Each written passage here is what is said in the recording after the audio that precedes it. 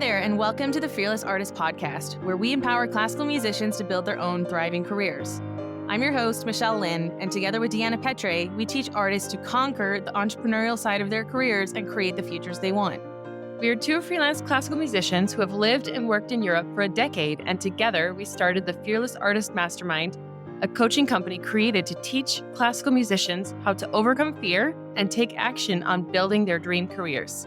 In each episode, we will explore the intersection of artistry and entrepreneurship, teaching you the fearless mindset with practical steps and strategies to build a sustainable career. Get ready to build your own artistic brand, find a supportive community of musicians so that you don't have to figure out everything alone, and earn a living that you deserve. We believe that you can be a thriving artist and not a starving one, and we are redefining what it means to be a classical musician in the modern era.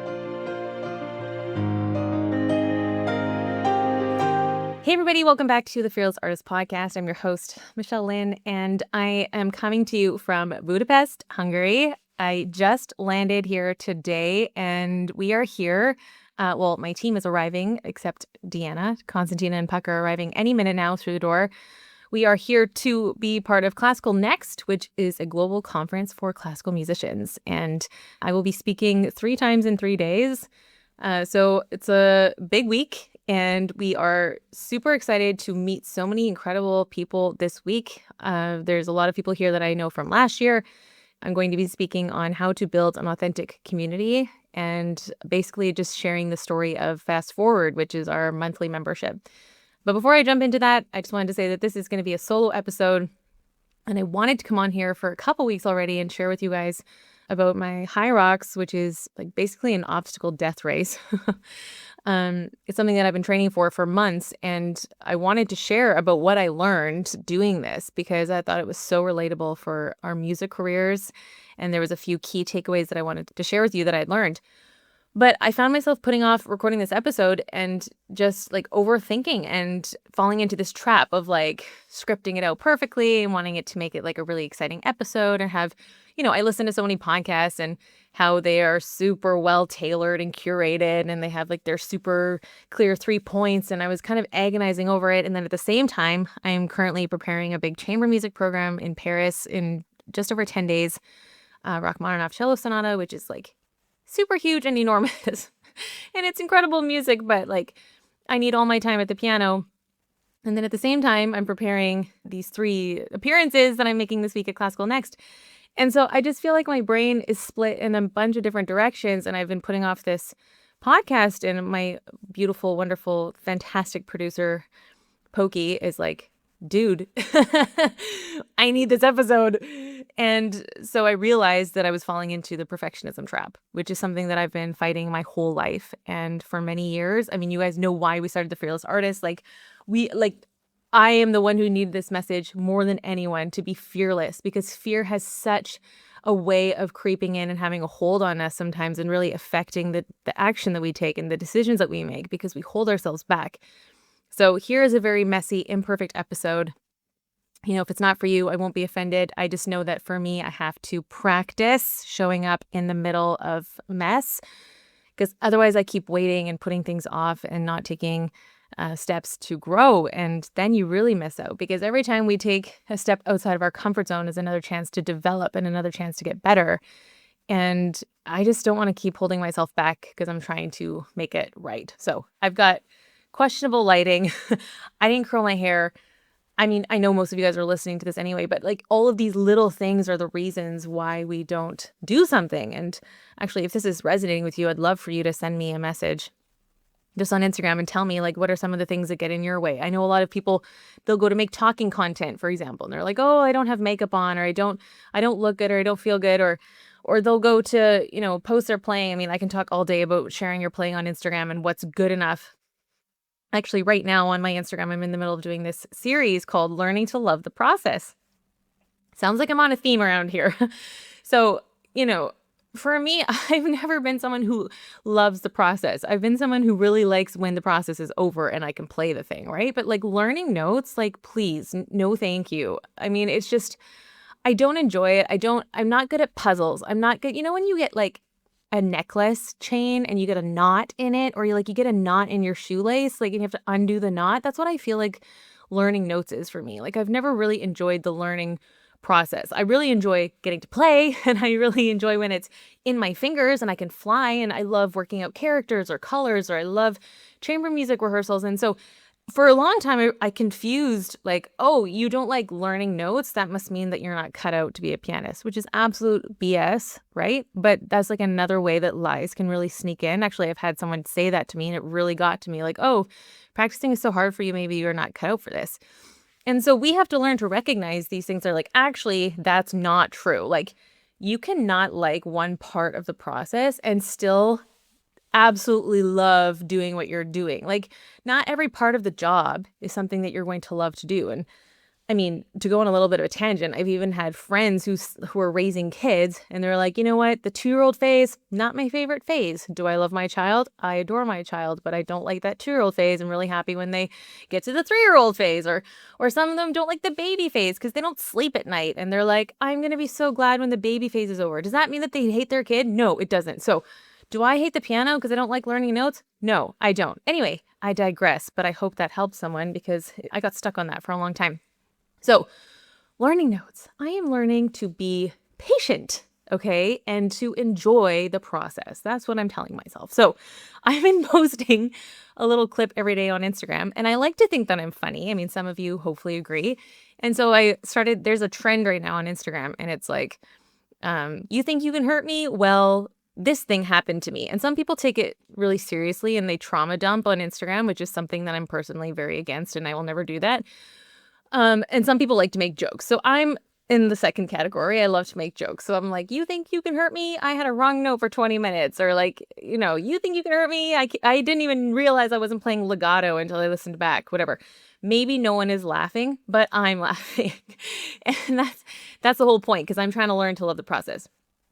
So anyway, I don't even remember why I was telling you this, but the point is I'm in a theme right now of being in process. So that's why I'm doing this podcast 20 minutes before my team shows up in Budapest. My slides for tomorrow are half done. I have a pretty clear idea of what I want to say.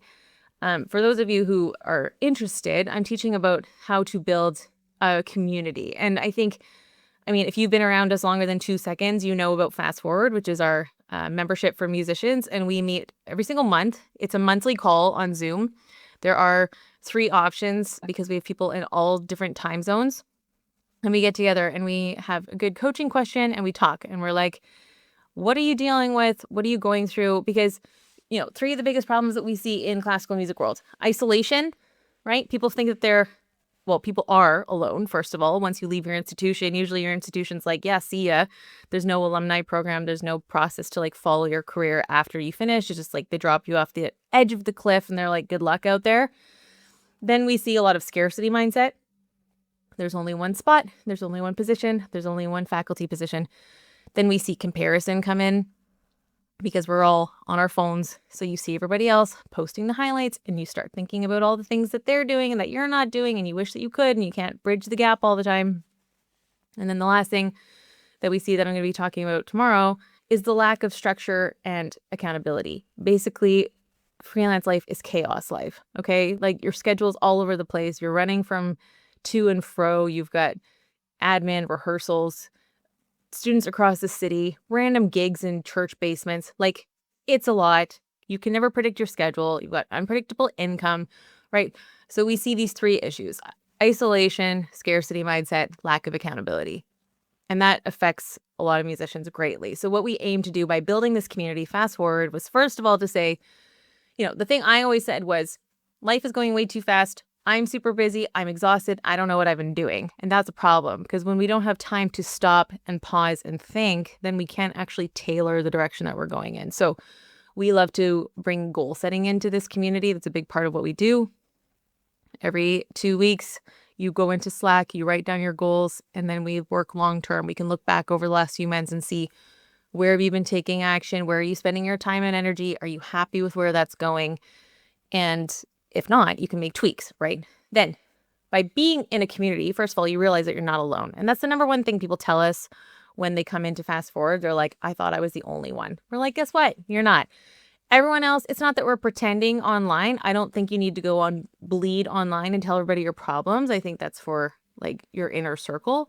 But the problem is that if you don't know that someone's struggling with something, you think they've got it all together all the time, right? So that's why I've always aimed to be pretty authentic on my socials so that I can let people in and say, like, this is what's actually going on, or things that I'm working on, or the whole perfectionism thing is, I mean, I started talking about that 6 years ago because that's where I was really stuck. So by letting people in and letting them see what you're dealing with, it can really provide a lot of support. Um, then the second thing is scarcity mindset. By coming into a community, Deanna and I, as the leaders, we give vision. And we're like, hey, this is what's possible. Welcome. And now that there are so many people in the community, there's 65 people. Everyone's got different careers. Everyone's got different projects. People are sharing. They're learning from one another. They're giving advice. They're giving feedback. They're working on their websites. They're asking for headshot feedback or whatever it is. They put it in there, and it gives people this idea of, wow, my career possibilities are so much bigger than what I thought they would be. Because again, scarcity tells you, like, there's only one way that this is going to work. Either you're a soloist and you fly around playing with orchestras, or you're teaching at a super prestigious school, right? So when you see that there are people with portfolio careers, which is when you can do multiple things, run your teaching studio, maybe have a chamber music series, maybe you're working with a choir, whatever it is. Maybe you also have a non-related music job, like heaven forbid you're good at something else. Maybe you're running social media for another account or whatever it is, right? Like our team, my two girls who work for me, like they're doing a ton of admin work, but they're also studying singing in their university. So we totally believe multiple skills and strengths that support your music career don't have to be directly music related, but they strengthen you overall. So anyway, it gives you vision, it gives you abundance, it shows you that you can create possibilities. You can apply for grants and projects and raise private donor money and like come up with stuff out of nowhere, come up with your own projects. For example, I'm currently working on a four hands sonata that was commissioned by a good friend, Adam Clark, who's writing this piece, has written this piece for Dimitri and I. And we got this funded through the Canada Council. So this is like another example of a project where like, this is just such a richness that we have as artists, that we can come up and conceive ideas and be creative and work with other people and have different people that we're working with. And you're not stuck in this one kind of like office job, 9 to 5, same people for 40 years, right? Like there's so much possibility and there's a richness that we have access to. And then the third thing is accountability and support. So by having these monthly calls, like you have a deadline. So you're like, I'm going to get this thing done by this day. I've got people counting on me. I mean, I don't know about you guys, but I know if I've got like my personal trainer on the schedule, I do not cancel. Like I love going, first of all, but second of all, like I don't. Or if I have a gym buddy and we're like, hey, we're going to go work out at 8 a.m. I'm there. I'm not canceling on that. So I personally rely a lot on external accountability. I think it's so great, but it's also a lot more fun than having to constantly self-motivate, right? Just using the power of like someone else to encourage and motivate and support you. So that's what we really provide in our Fast Forward community. So I'm going to be talking about that this week, sharing what we've learned. Deanna and I have learned so much. Like we've built it for 4 years now and just keep inviting people. It keeps growing. We doubled actually last year from 30 to over 60, like I had mentioned. We've got workshops every single month. All of it's included. We have guest speakers who come in and do trainings. It's valued at over €1,000 a month. I think 1,100. And we're doing it just for 57 because we really want it to be affordable for musicians. We want people to have access to resources that we never had in school. We're teaching on things like branding, networking, social media, pitching. Our last workshop was next level negotiation with a friend who's also running his own program around this about how to tour as a classical musician. So he teaches business at the University of Toronto. Just really great people around us that we get to bring into the community to keep educating and inspiring. So anyway, that's this week at Classical Next. There you go. I just gave you a little summary of what I'm going to be working on. I also got invited to be the key speaker for a private alumni session. And this is for Reina Sofia in Madrid. It's a big school there, a very wonderful institution. And they're doing an alumni event this week for, I think, 20 of their alumni who are out in the workforce, being awesome, fearless musicians. So I get to work with them for about an hour on Friday. And I'm basically just going to give them like the Fearless Artist package, starting with mindset, because I truly believe that based on our thoughts is what our behavior, like how we determine the actions that we're taking is based on the thoughts that we're believing. So if you don't believe that you can do it, if you don't believe that you're worth putting out there, you're just not going to do it. So starting with that mindset piece is so important. And then doing a small summary around pitching, communication, and maybe how to present yourself professionally. Because of course we all have to learn how to do that. Emails. Anyone else? Anyway. Okay, I just would really love to quickly share with you guys what I learned about this Hyrox. I didn't even know what it was. Basically, an obstacle race, you have 8 different stations, and then in between you run a kilometer. And my coach, like my personal trainer, he got super into it because he went to one last year in New York, and he came back and he was like wearing the merch and he was all hyped up about it. And I'm like, dude, you're kind of weird. Like, this is not for me. Like, I've never been a CrossFit girl. I can't do push-ups very well. Like, it's not my thing. But anyway, over time, he introduced me to the different stations, and like I played basketball growing up, so there is an element of like just being super excited with high intensity, high impact, like running around stuff, kind of light something up inside of me. So we started incorporating that into my training, and then over time, again, it took me a while to get to this point. Finally, there was a race that opened up 4 months away, and he had like an early access code because these things sell out really fast. It's kind of like a whole cult. Like, they're very expensive tickets to get a ticket to it. But he got an early access. Originally, I thought I was going to do a doubles, which would have eased a lot of the pressure. But anyway, I ended up signing up for a solo. So it was really insane. And I wanted to share this on here because it was really something that I thought I would never be able to do. Like, it was so daunting to me, this thing. I was like, that's ridiculous. I don't want to do it. There's one of the stations is 80 burpees. I hate burpees. Like, no, thank you. Right. But thanks to him, he like really, I don't know. I just kind of went with his enthusiasm, I guess.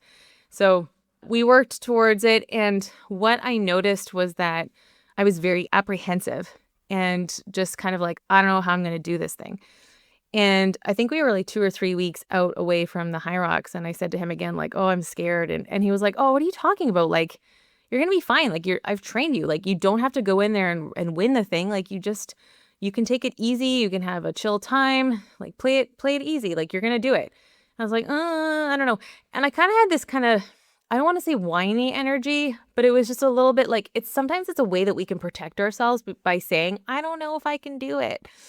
And so again, a week later, I went to my session again. It's like, oh, I don't know if I can do it. Like, I'm scared.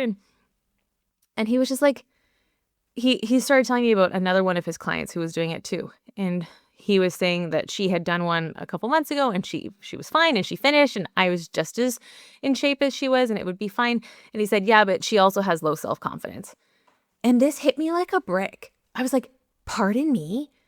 Low self-confidence? I don't have low self-confidence. What are you talking about? And it was such a moment.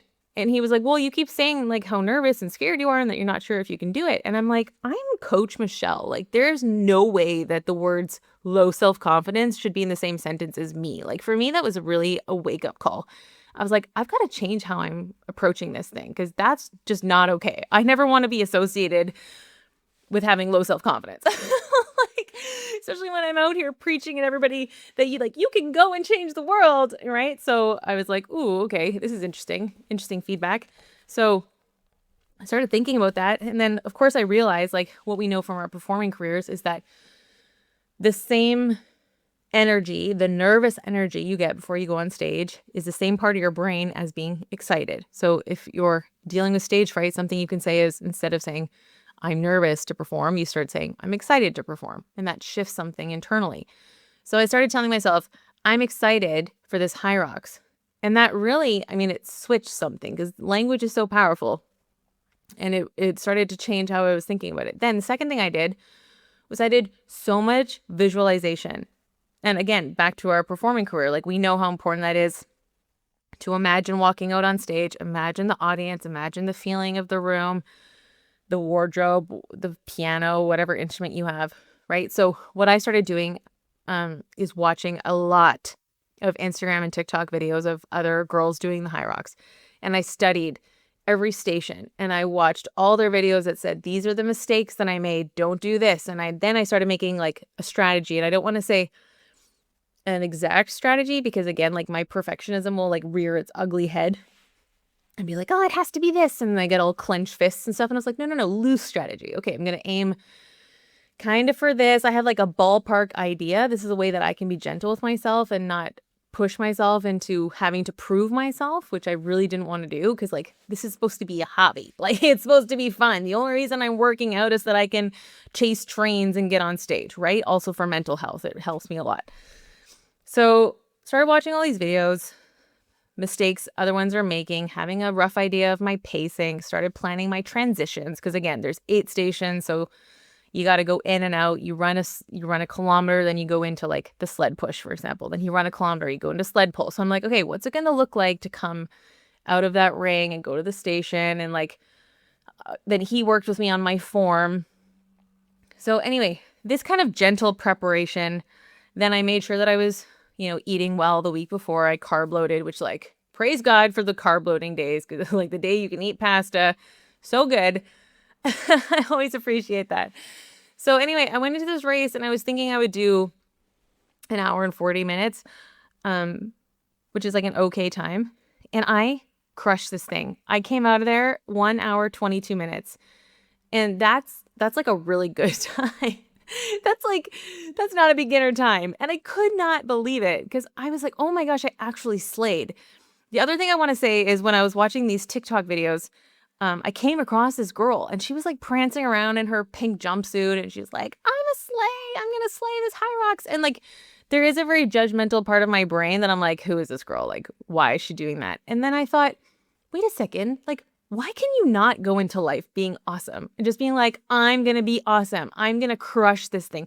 Why do we not give ourselves permission to just show up and shine brightly? Why do we always have to think like, oh, I don't know. And like, I don't want to brag. I want to come across as too much. And like, I'm not saying you got to run around and post on your socials that you think you're the best thing ever. But I'm thinking internally, you could walk in there and be like, hey, I'm going to do really well today because I'm trained and I'm ready.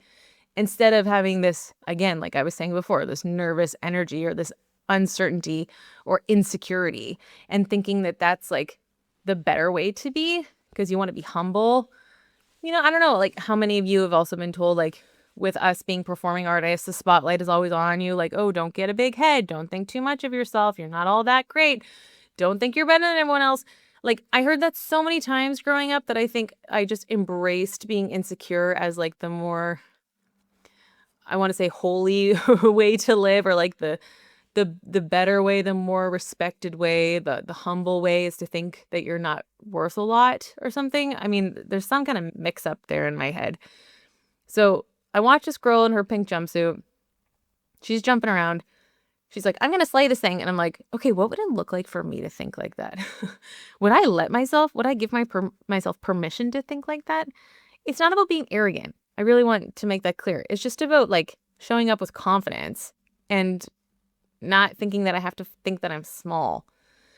So anyway, I ended up crushing this thing. I was so happy. I couldn't believe it because for 4 months I was like, I don't know if I can do this. And then I ended up like doing it super well. I'm like, this is a lesson learned because I need to start applying this to everything in my life. Because so many times I'm like, oh, I don't know if I can do it. Like even, this week, I know what I'm talking about. Like I built this community with Deanna. We have worked so hard. We've worked so many hours. I've talked to hundreds of musicians. I've asked them, what are you struggling with? I've listened. I've had conversations. I've done coaching trainings. I've done hundreds of hours of coaching. Like I know what I'm doing, but somehow still this default in me is to go in and be like, oh, I don't know. Like, am I going to do a good job? And like, if it's going to be helpful. And I mean, all of that is just a bunch of noise. So anyway, for anyone listening, I just want to give you permission to walk into, conversations confidently and to walk into rooms confidently and to just own who you are and be like, you know what, I'm still in process. I'm still learning, but this is where I'm at today. This is what I have to share. I hope it helps someone. I want to serve my community. I want to serve my musicians and like just keep encouraging everybody to step out and to build a world bigger than you thought was possible, to not hold yourself back, to not be your own ceiling. And this is where I'm at today. And I hope that speaks to someone. And I want to encourage all of you guys to show up to your situations with that confidence too. So yeah, the 3 main things I learned from the Hyrox were, 1, identity shift. I stopped questioning myself. I decided who I am. I'm going to show up. I'm going to crush this thing. 2, I practiced so much visualization that it was like I knew the course. I studied the map. I practiced the transitions. That really helped.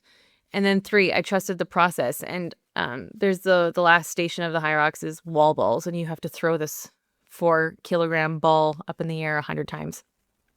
And I had seen so many videos, and some people were like, "This is the worst moment of your life. Like your legs are going to be dead."